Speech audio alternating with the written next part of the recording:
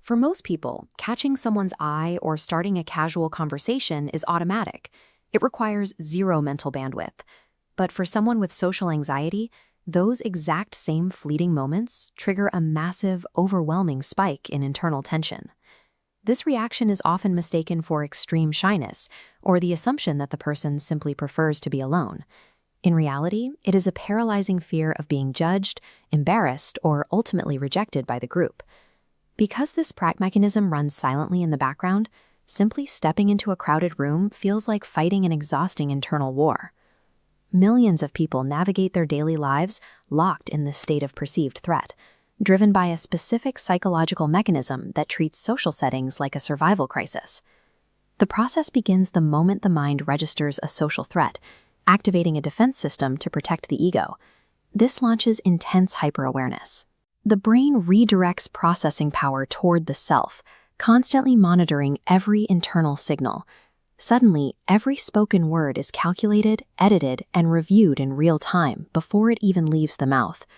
Natural physical movements, posture, facial expressions, or even what to do with your hands become deliberate, manual efforts.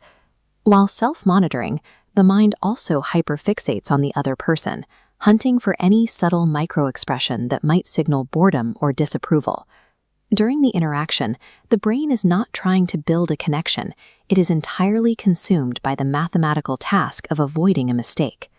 When the social interaction finally ends, the deep physical tension leaves the body in a temporary wave of relief. But the mind immediately moves into a post-mortem, systematically dissecting every second of the encounter. Conversations replay on a loop. The brain highlights and magnifies every perceived awkward pause or fumbled word.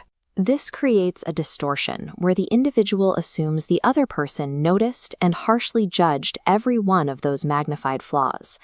This exhaustive overanalysis is the brain's misguided attempt to gather data, hoping to prepare the self to avoid future social pain.